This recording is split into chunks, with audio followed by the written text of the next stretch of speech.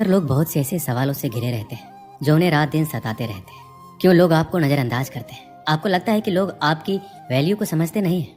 आपके महत्वपूर्ण और असरदार बातों पर भी ध्यान नहीं दिया जाता है। क्या आप जानते हैं, इन सब का कारण लोग नहीं, केवल आप ही हैं। दुनिया बुरी नहीं है, दोष आपके भीतर ही है, क्योंकि आप स्वयं ही अपने आप को सम्मान नहीं करते। यदि आप खुद ही कदर नहीं करेंगे तो दूसरों से उम्मीद मत रखिए। बेवजह कहीं भी खड़े हो जाना, बिना मांगे सलाह देना, ज़्यादा बातें करना, हर समय हाजिर हो जाना, काम कम और बातें ज़्यादा करना, बिना मतलब बात विवाद में उलझना, ये सभी आदत आपकी अहमियत को कम करती है। गलत संगत में रहने से कई गुना बेहतर है अकेले रहना सीखिए। खुद को समय दीजिए, कमियों को सुधारिए, खुद का सम्मान कीजिए। जब हम खुद को महत्वपूर्ण मानते हैं तो दूसरों को भी हमारी महत्वपूर्णता का आभास होता है। लेकिन ये सब इतना आसानी से नहीं होने वाला। इसमें आपको बहुत धैर्य और सब्र रखने की जरूरत पड़ेगी, क्योंकि ये इतना आसान नहीं है जितना कहने और सोचने में आसान लगता है। खुद को बदलना मतलब अपने आप में सुधार लाना। इस दुनिया के सबसे मुश्किल कार्य में से एक है। संयम रखिए, धीरे धीरे और हमेशा खुद को बेहतर बनाने की कोशिश करते जाइए। अक्सर देखते हैं कि व्यक्ति कुछ दिनों बाद सब कुछ भूलकर फिर से उसी रास्ते पर चल पड़ता है जहाँ वो अपना सब कुछ बर्बाद कर चुका होता है। सबसे पहले अकेले रहना सीखिए, उसके बाद जितना हो सके शांत रहना सीखिए। कोशिश कीजिए कम से कम बात की जाए, शांत मन से सोचना शुरू कीजिए। हर काम में जल्दीबाजी नहीं कीजिए। जल्दीबाजी इंसान के सोचने की क्षमता को प्रभावित करता है, और इंसान में सबसे ज्यादा है क्रोध, यानी गुस्सा। कहा गया है कि क्रोध पानी के मटके भी सुखा देता है, अर्थात जहाँ क्रोध की गर्म लू चलती हो वहाँ शीतल जल का अस्तित्व भला कब तक रहेगा। क्रोधी व्यक्ति सुनाने की शक्ति तो रखता है, परंतु कुछ भी सुनने की शक्ति और धैर्य उसमें जरा भी नहीं होता है, और उसकी यही कमजोरी उसे जीवन के हर मोड़ पर हार का सामना करवाती है और उसका सुख चैन छीन लेती है। ऐसा व्यक्ति अपनी ही जलाई हुई क्रोध अग्नि में स्वयं भी जलता है और दूसरों को भी जलाता है। वह अपने घर में भी आग लगाता है और दूसरों के घर में भी। कहते हैं कि क्रोध आने का मूल्य कारण है नकारात्मक विचारधारा। जिन लोगों को बार बार असफलता मिलती है, बार बार अपमान सहना पड़ता है और बार बार मनोवांछाएं अधूरी छोड़नी पड़ती है, उनके गुप्त मन में एक प्रकार का आघात पहुंचता है, एक प्रकार का मानसिक जख्म हो जाता है, और इन्हीं सब वजहों से फिर से वो लोग अपनी नकारात्मक भावनाओं को गुस्से के रूप में बाहर निकालते हैं। जब हम दूसरे से अधिक अपेक्षाएं रखने लगते हैं और वो जब पूरी नहीं होती तो निराशा के कारण हम तनावग्रस्त हो जाते हैं, दूसरों पर क्रोध करने लगते हैं। ऐसा करते समय हम ये भूल जाते हैं कि हम स्वयं भी तो निपुण नहीं हैं, हम भी तो गलतियां करते हैं और दूसरों की अपेक्षाएं पूरी नहीं करते हैं। अतः हमें इस हकीकत को स्वीकार करना चाहिए कि इस दुनिया में कोई भी वास्तव में सर्वगुण संपन्न नहीं है। इसलिए हरेक को उसकी त्रुटियों के साथ सहर्ष स्वीकार करने में ही हमारा सुख शांति समाई हुई है।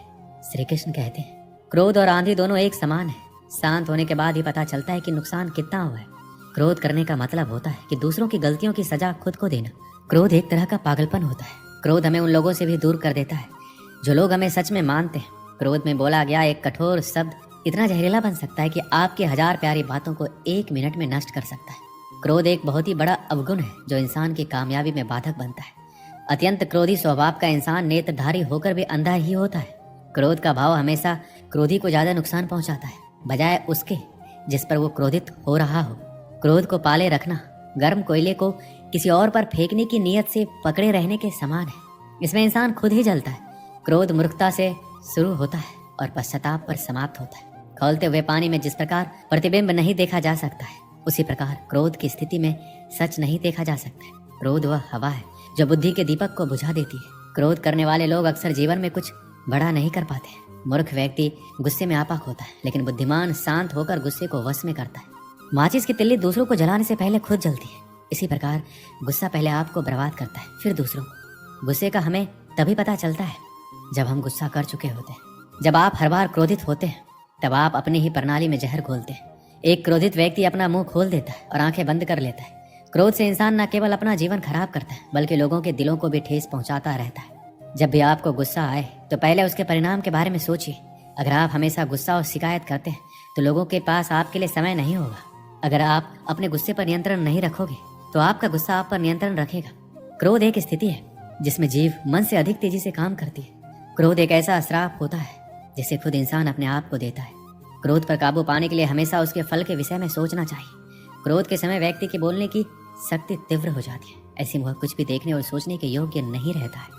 यदि आप सही है तो आपको गुस्सा होने की जरूरत ही नहीं है, और यदि आप गलत है तो आपको गुस्सा होने का कोई हक नहीं है। जो हमेशा गुस्सा में रहे उसे छोड़ना जरूरी है। ऐसे मूर्ख इंसान का घमंड तोड़ना जरूरी है। छोटी सी बात पर अधिक गुस्सा करना फायदे का सौदा नहीं है। मौन रहकर जो लोग क्रोध को जाहिर करते हैं, वास्तव में वह लोग रिश्तों के गहराई को समझते हैं। मौन रहना ही क्रोध को वश में करने का सबसे सटीक उपाय है। अगर आप गुस्से के एक पल में धीरज रखते हैं तो आप दुख के 100 दिनों से बच जाएंगे। अपने गुस्से से किसी को अपने बस में कर लेना गर्व की बात नहीं है, बल्कि गुस्से को अपने बस में कर लेना गर्व की बात है। सामने वाले गुस्से में है तो आप चुप रहिए, वो थोड़ी देर बाद चुप हो जाएगा। क्रोध को जीतने में मौन सबसे अधिक सहायक है। अगर आप गुस्से से मित्रता करते हैं तो यह आपके दुश्मनों की जीत के समान है। क्रोध करना कोई गुण नहीं है, इसलिए इसे आज ही छोड़ दीजिए। गुस्सा जितना अधिक होगा, परिस्थितियां उतनी ही ज्यादा अधिक खराब होगी। गुस्सा एक ऐसा प्रतिशोध है जो दूसरों से नहीं खुद से लिया जाता है। जिस आदमी को गुस्सा अधिक आता है उसे आसानी से गुमराह किया जा सकता है। अगर आपको शांत रहना सीखना है तो हर बहस में खुद को सही साबित करना बंद कर दीजिए। गलती और गुस्सा एक ही सिक्के के दो पहलू हैं। अगर आपसे कोई गलती हो जाए तो आपको अकारण ही क्रोध आने लगता है, और अगर आप गुस्से में हैं तो गलती पर गलती करते चले जाते हैं। ऐसे में जब गुस्सा शांत होता है तब आप जान पाते हैं कि आपके द्वारा की गई गलतियों का क्या प्रभाव पड़ रहा है या पड़ने वाला है। क्रोध को झट से जाहिर कर देना फिर भी ठीक माना जाता है, क्योंकि मन में पल रहा क्रोध कब विकराल रूप ले इसका आपको अनुमान तक नहीं लग पाता, और दूसरों का अहित होते होते उसका नकारात्मक प्रभाव आप पर और आपके जीवन पर भी दिखने लग जाता है। क्रोध करते समय लोग यही सोचते हैं कि वह दूसरों को नुकसान पहुंचा रहे हैं, लेकिन असल में क्रोध का भयंकर असर उन्हें ही अंदर खत्म कर रहा है। एक बार की बात है, एक गांव में एक स्त्री रहा करती थी। वह स्वभाव से बहुत ही गुस्से वाली थी। गुस्सा उसकी नाक पर बैठा रहता था। छोटे छोटे बातों पर वह गुस्सा में आ जाती और लोगों को भला बुरा कहती थी। आस पड़ोस में रहने वाले लोग उससे परेशान थे और उससे बात करने से घबराते थे। उसका गुस्सा घर पर कलह का कारण बन चुका था। उस स्त्री को एहसास था कि गुस्सा उसके लिए परेशानी का सबब बनता जा रहा है।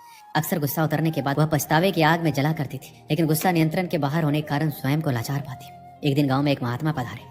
उनकी कीर्ति जब स्त्री के कानों तक पहुंची तो उसने निश्चय किया कि वह महात्मा जी से मिलकर अपने गुस्से को दूर करने का उपाय पूछेगी। वह महात्मा से मिलने पहुंची और प्रणाम कर बोली, गुरुवर, मैं अपने गुस्से से परेशान हूँ। गुस्से पर काबू ही नहीं रख पाती। गुस्से में अक्सर लोगों को भला बुरा कह जाती हूँ और बाद में पछताती हूँ। मेरे गुस्से के कारण सब मुझे नजरअंदाज करने लगे। इससे मैं बहुत दुखी भी हूँ। मुझे कोई ऐसा दवा दीजिए कि मैं गुस्सा करना छोड़ दूँ। महात्मा ने उसे एक शीशी दी और बोले, पुत्री, इस शीशी में क्रोध दूर करने की दवा है। अब से जब भी तुम्हें क्रोध आए इस शीशी से मुंह लगाकर दवा के कुछ घूंट पी लेना। स्त्री दवा पाकर बहुत खुश हुई और महात्मा का धन्यवाद कर अपने घर लौट गई। उसके बाद उसे जब भी गुस्सा आता वह शीशी से मुंह लगाकर दवा पी लेती। धीरे धीरे उसका गुस्सा कम होने लगता। 7 दिन बाद जब शीशी की दवा खत्म हो गई तब वह फिर से महात्मा के पास पहुंची और बोली, गुरुवर, आपने मुझे गजब की दवा दी है। इसे पीते ही गुस्सा छूमंतर हो जाता है। अब वह दवा खत्म हो गई है। कृपया कर मुझे उस दवा की एक और शीशी दे दीजिए। महात्मा मुस्कुराते हुए बोले, पुत्री, तुम्हें जानकर आश्चर्य होगा कि उस शीशी में कोई दवा नहीं थी। उसमें सादा पानी भरा हुआ था। क्रोध आने पर जब भी तुम उस शीशी से पानी पीती थी तो शीशी मुंह में होने के कारण तुम कुछ बोल नहीं पाती थी। क्रोध दूर करने का उपाय बस अपना मुंह बंद कर लेना है। अब से यही क्या करो। दोस्तों, इस कहानी